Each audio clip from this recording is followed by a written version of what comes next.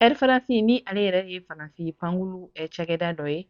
Olu ye sɛbɛn bɔ k'a yira k'a fɔ ko u ka pankulu nana Mali, Niger ale ni Burukina la fo wagati dɔ. Kunnafoni an y'o sɔrɔ sɔgɔmada in na min bɛ k'a yira k'a fɔ ko Faransi ni olu ye cakɛda ye n'olu ka cakɛda sigilen don Faransi. O sen fɛ a yirala k'a fɔ ko olu kɔni ye sɛbɛn bɔ ko u ka pankulu nali Burukina ni Mali la ko o jɔlen don fo ka se uti kalo tile 11 kɔni ma. Nka min ye Niger ta ye ko kɔni jɔlen don fɔlɔ.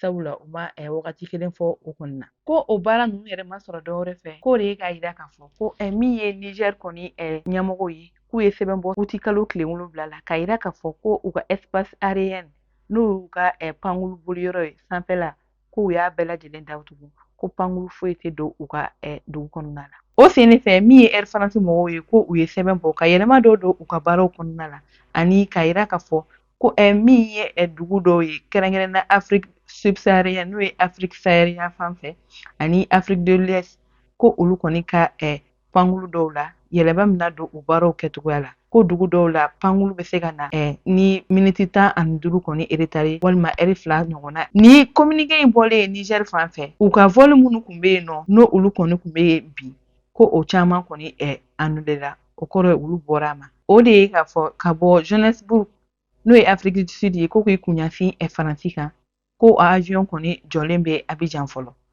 Min ye Libreville ye n'o ye Gabon ye ko k'u kunɲɛsin Faransi kan o avion seginna ka to Libreville ka bɔ Nigéria ka taa Faransi o kɔni bɔra a ma. Ka bɔ Cameroun ka taa Faransi o fana bɔra a ma. Min ye ka bɔ Abidjan ye ka taa Faransi o fana bɔra a ma. Sabula nin yɔrɔ ninnu tagali la i tɛ se ka se nin yɔrɔ kofɔlen ninnu na n'i ma tɛmɛ Niger kɔni fɛ.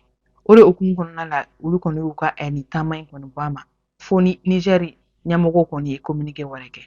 Wa min ye Mali ale ni Burukina kɔni ta ye u y'a yira k'a fɔ ko o ta kɔni jɔlen fɔlɔ o ma sɔrɔ dɔwɛrɛ fɛ min ye CEDEAO maaw kɔni ka intervention ko ye ko o senfɛ olu kɔni ye Mali ni Burukina ta jɔ sabula u tɛ fɛ kɔlɔlɔ k'u ka client sɔrɔ n'o y'u ka pankurutalaw ye. O senfɛ min ye uti kalo tile 11 ye ko o baara ninnu kɔni bɛna daminɛ. Nka an bɛ wagati min na bi Faransi ale kɔni ka pankulu tɛna se Mali, Niger ani Burukina.